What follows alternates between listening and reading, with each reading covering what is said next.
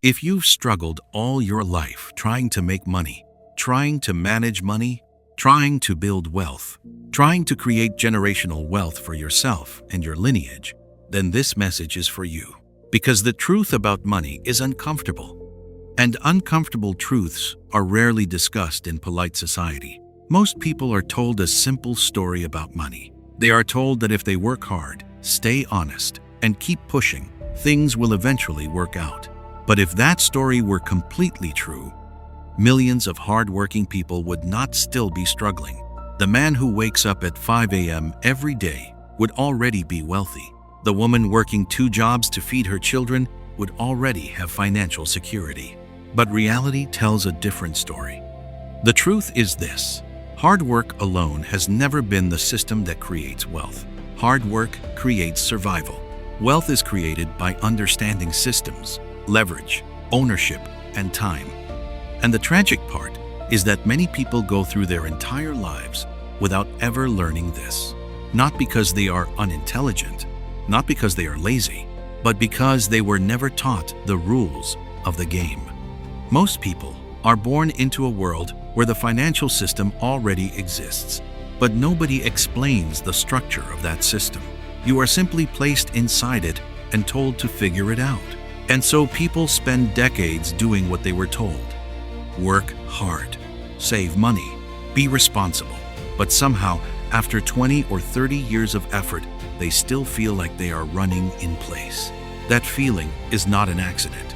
It is the result of misunderstanding how wealth actually works. And once you understand this, you begin to see money differently. You begin to see society differently. You begin to see power differently. Chapter 1: The truth nobody told you about money. Most people grow up in families that teach them how to survive, not how to build wealth. This is not an insult to those families. It is simply the reality of how knowledge is passed down. Human beings teach what they know. And if generations before you struggled financially, they can only pass down the habits that help them survive. So you hear advice like, work hard, get a stable job, save your money, don't take risks. On the surface, these sound like wise teachings. But when you examine them closely, you realize something important. These teachings are survival strategies. They are not wealth strategies. Working hard helps you survive. Saving small amounts of money helps you avoid crisis. Avoiding risk helps you stay safe. But wealth is rarely built by safety alone. This is one of the uncomfortable truths about money. Wealth requires a different mindset than survival. And the difference between these two mindsets is enormous. A survival mindset asks, how do I make it through the month? A wealth mindset asks, how do I build something that will still produce income 10 years from now? A survival mindset focuses on effort. A wealth mindset focuses on systems. That difference changes everything, because effort has limits. There are only 24 hours in a day. There is only so much physical and mental energy one human being can produce. But systems do not have those same limits. A system can operate while you sleep. A system can operate while you travel. A system can operate even after you are gone. This is why wealthy families often remain wealthy across generations. They do not simply pass down money. They pass down systems, businesses, investments, assets, financial knowledge. These systems continue producing value long after the original creator is gone.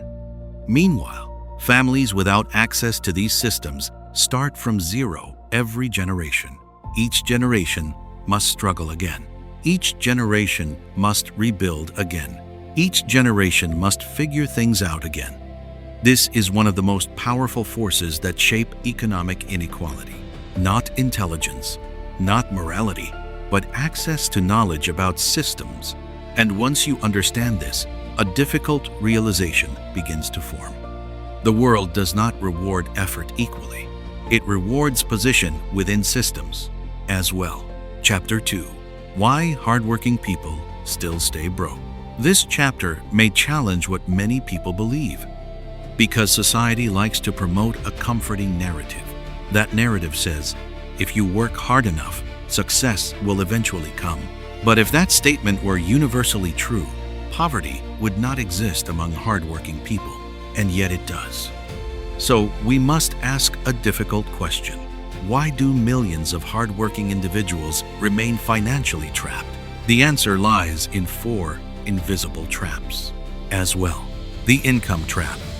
Many people believe wealth comes from earning a high salary, but income alone does not create wealth. Income creates cash flow, not financial independence. If your income stops when you stop working, then your financial life is fragile. Your job might pay well, but if the job disappears, so does the income. And this means your financial stability depends on something outside your control. Economic downturns, corporate decisions, technological changes, market shifts. Entire industries disappear faster than people expect. History is full of examples. Factories once provided stable careers for millions, but automation and globalization changed that. Taxi drivers once controlled urban transportation, but technology platforms disrupted that system. Retail workers once relied on physical stores, but digital commerce transformed the landscape. The lesson here is simple but uncomfortable. Income based purely on labor is vulnerable. Wealth is created when income is connected to ownership. Ownership of businesses, ownership of assets, ownership of intellectual property. Ownership allows income to continue even when you are not actively working. And that difference changes your relationship with money entirely. In quote, the consumption trap. Human psychology plays a powerful role in financial life. When income increases, spending often increases even faster. This is known as lifestyle inflation. Someone receives their first major paycheck and celebrates by upgrading their lifestyle. A better phone, a nicer apartment, more expensive restaurants, better clothes. None of these things are inherently wrong. But when lifestyle grows faster than wealth, financial progress disappears. Money flows in, money flows out. And the person feels richer temporarily but is not actually building financial security. This is one of the silent patterns that keep people trapped. They believe higher income automatically leads to wealth. But wealth is not defined by income. Wealth is defined by what remains after spending. And more importantly, what remains must be invested into assets that grow. Without that step, income becomes a treadmill. You run harder, but you remain in the same place. 8288. The knowledge gap.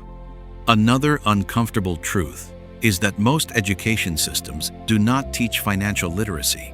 Students spend years learning subjects that are intellectually valuable: mathematics, history, science, literature. But many graduate without understanding how investing works, how businesses operate, how taxes influence financial decisions, how compounding changes wealth over time. This absence of knowledge has consequences. Because earning money and managing money are two completely different skills. Someone may be extremely talented in their profession but still struggle financially because they never learned the principles of wealth building. And unfortunately, society often assumes that intelligence automatically leads to financial success. But intelligence without financial education can still produce financial struggle. Knowledge about money is not instinctive. It must be learned. And once it is learned, the world begins to look very different. 8288. The fear trap. Fear plays a powerful role in financial life. Many people avoid opportunities because they fear losing money. They fear failure. They fear embarrassment. They fear judgment from others. But the paradox of wealth is this: most wealth-building opportunities involve some degree of uncertainty. Investments fluctuate. Businesses may fail. Markets change.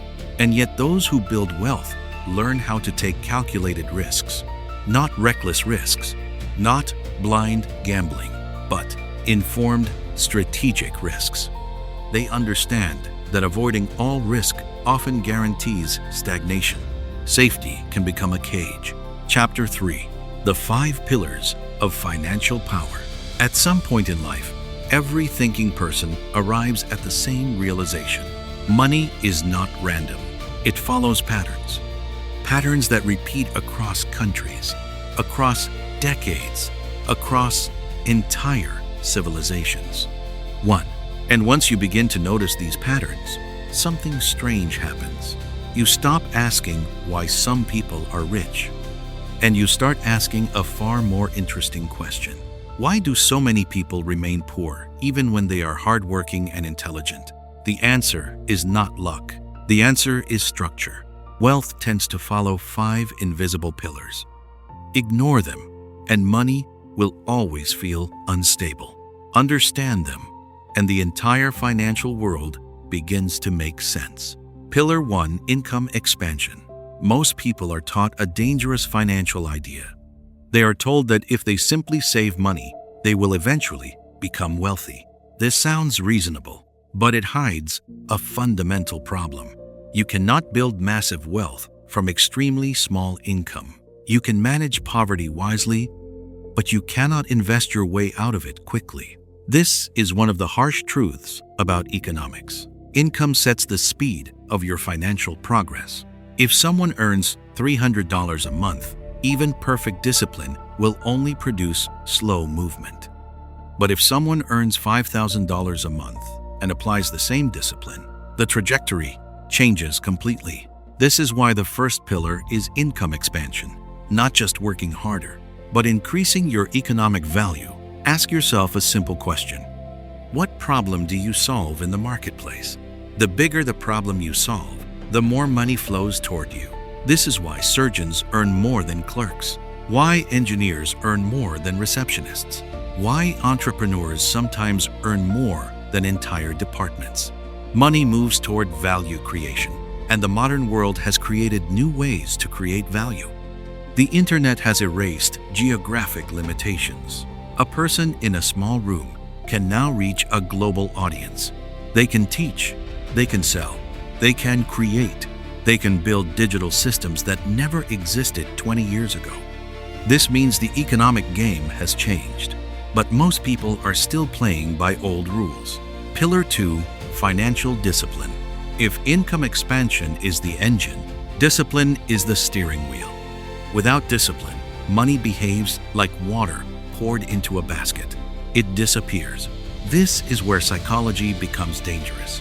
When people start earning more money, something strange often happens. They begin spending more money, not because they need to, but because their identity changes. A person earning more money begins to feel pressure to look successful. Better clothes, better gadgets, better apartments, better restaurants. None of these things are evil, but they become dangerous when they replace wealth building. Because wealth is quiet. Wealth grows silently in investments, assets, and ownership. But status spending is loud. It demands to be seen. And many people sacrifice long-term wealth for short-term status. Years pass, and they realize something uncomfortable. They look wealthy, but they are not. Pillar 3. Asset ownership. Here is a truth that many people never fully understand. Labor creates income. Ownership creates wealth. If you only exchange time for money, your financial life has a ceiling. No matter how hardworking you are, there are still only 24 hours in a day. But assets operate differently.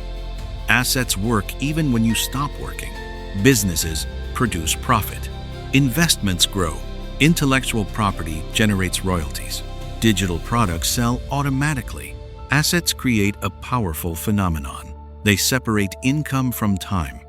And that separation is where financial freedom begins. Pillar 4. Compounding. Compounding is one of the most misunderstood forces in human life. It is not only a financial concept, it is a law of growth. Tiny actions repeated consistently produce massive results over time. But compounding has an enemy: impatience. Most people want dramatic results immediately. If something does not produce visible success quickly, they abandon it.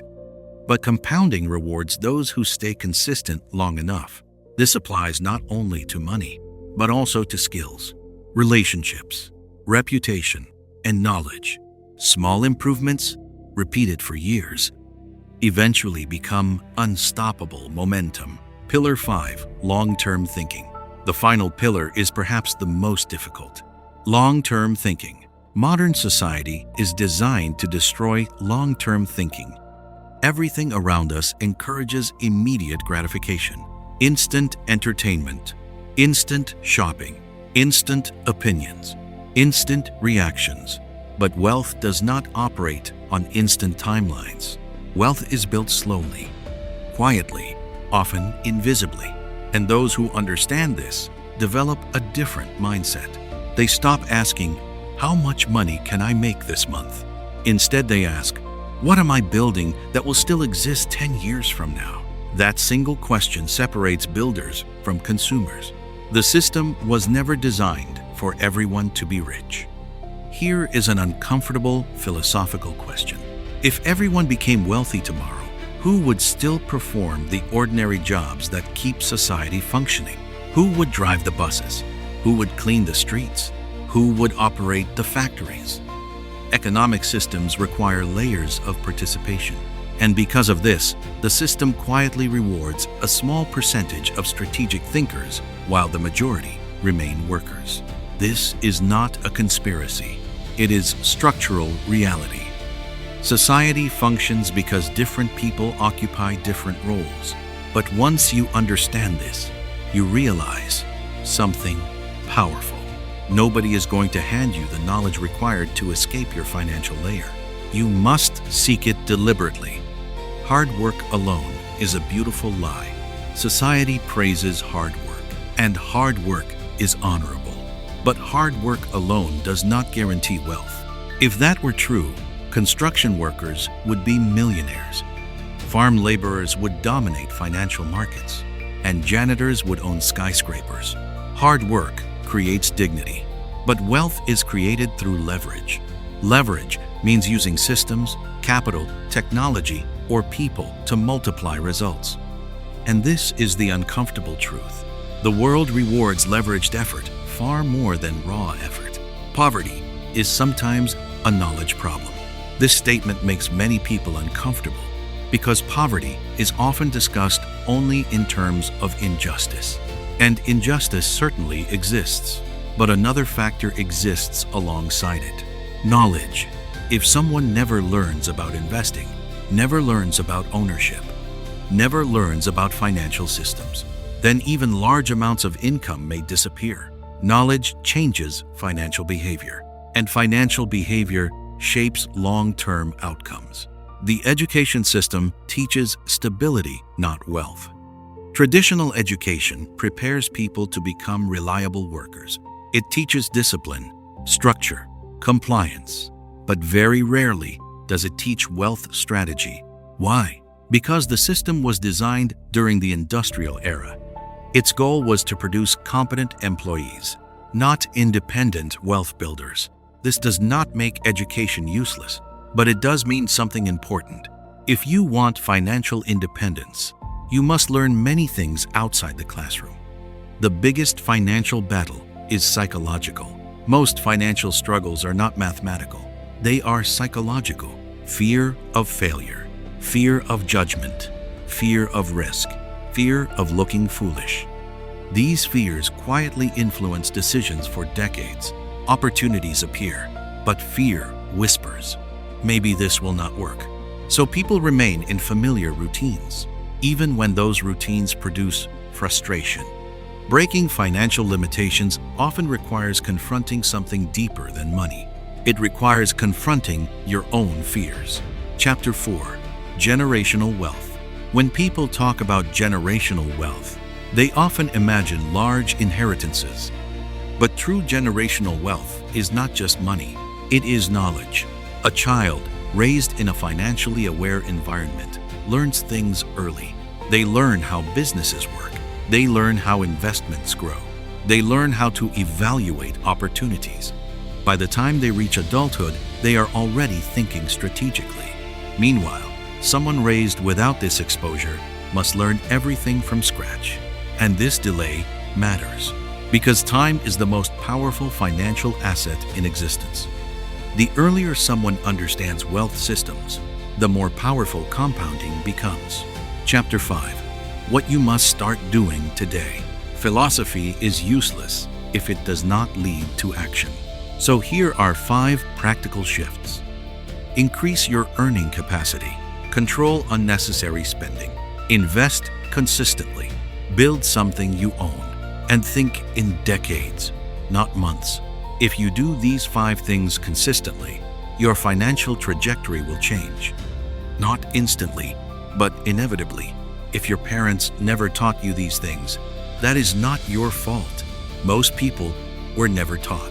But the moment you learn the rules of money, something changes. You are no longer blind to the system. You begin to see patterns others cannot see. And once you see those patterns, you have a choice. You can continue living the same financial life, or you can begin building something different, not only for yourself, but for generations that will come after you. Because wealth is not just comfort.